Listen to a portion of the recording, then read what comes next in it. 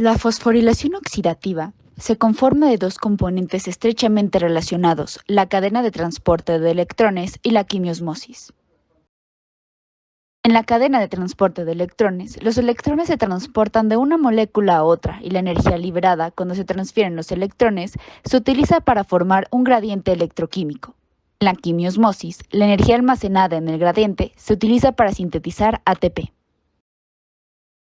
ciclo de Krebs ocurrió en la matriz mitocondrial y el proceso de fosforilación oxidativa ocurre en las crestas mitocondriales.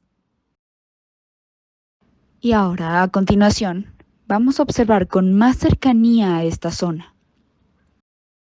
La cadena transportadora de electrones es una serie de proteínas o complejos proteicos que se encuentran unidos o adheridos a la membrana mitocondrial. Su función es movilizar electrones a través de ellos. Hasta ahora, debido a los otros procesos que se han realizado en la respiración celular, tenemos 10 moléculas de NADH y 2 de FADH.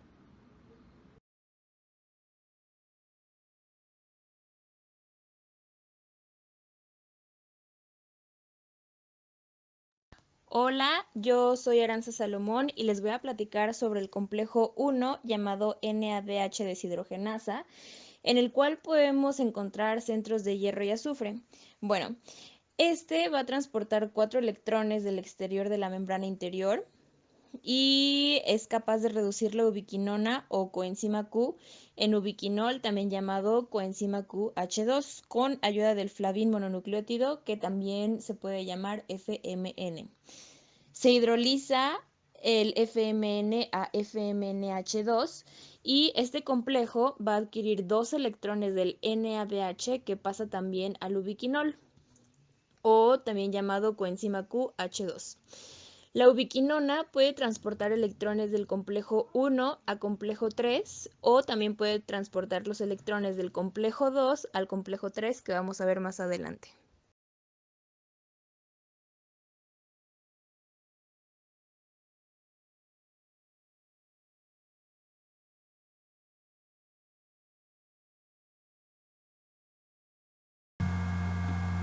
El complejo 2, también llamado succinato deshidrogenasa, solo va a recibir electrones pero no va a pasar protones. Se obtiene energía de la conversión del succinato a fumarato en el ciclo de Krebs, generando un FADH2. Este complejo solamente va a recibir electrones del FADH2 y va a ceder sus protones a la ubiquinona sin paso de protones al otro lado de la membrana. Si la cadena empieza en el complejo número 2, se generará posteriormente un ATP- en la ATP sintasa. Entonces, quien recibe estos 2 electrones va a ser el centro hierro-azufre y los va a pasar a la ubiquinona. Hay que recordar que este complejo bombea 2 electrones. La ubiquinona es una proteína libre por la membrana interna. Esta va a recibir los 2 electrones del centro hierro-azufre y después de eso se convertirá en ubiquinol y ya que dona los electrones, esta va a regresar a ser una ubiquinona. Oxidación del succinato. Se transforma el succinato en fumarato mediante la transferencia de 2 hidrógenos.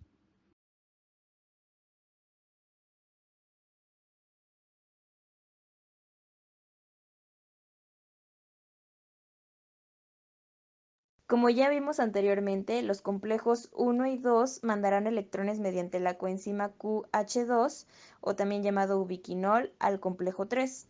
Este complejo puede ser llamado citocromo C oxidorreductasa, citocromo aminoácido 3 o citocromo BC1.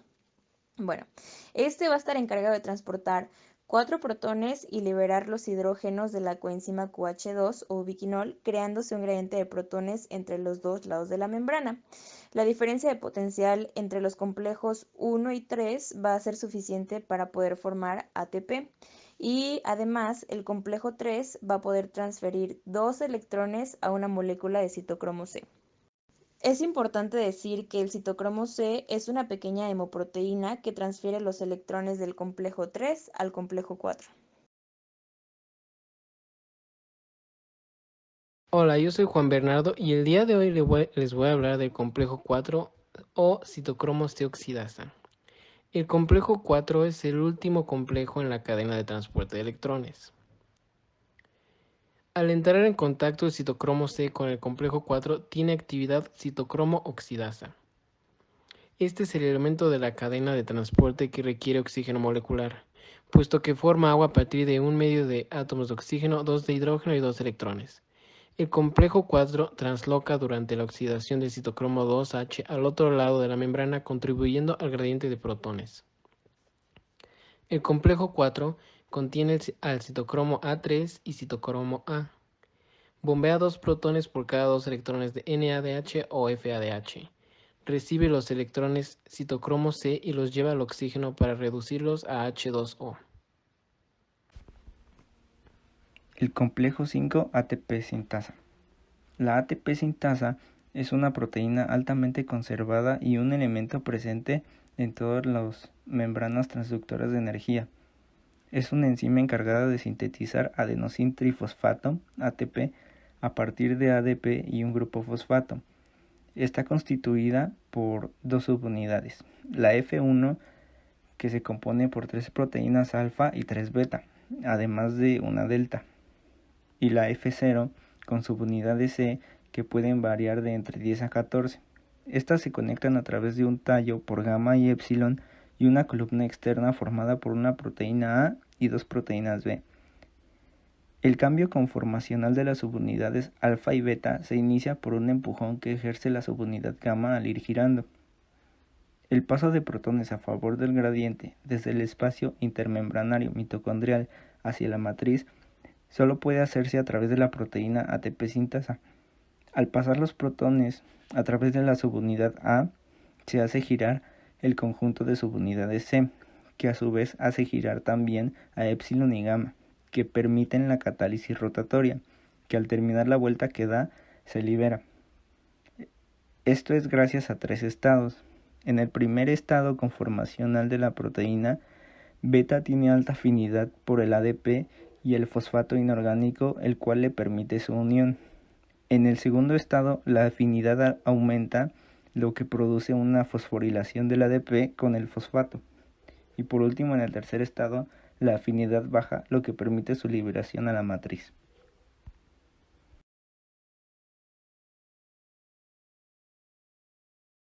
La rotenona inhibe el complejo 1 de la cadena respiratoria, por lo tanto, impide la transferencia de electrones del complejo 1 a la ubiquinona al bloquear los sitios de unión a la ubiquinona, disminuye la síntesis de ATP y procede del NADH.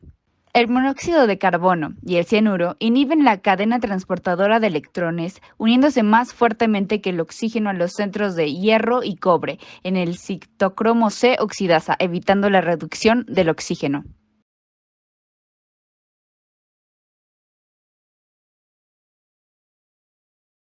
Estas enfermedades se dan en células que requieren más energía, como lo son las neuronas y las células musculares y cardíacas. Son afecciones de fosforilación oxidativa, lo que provoca fallas en la formación de ATP.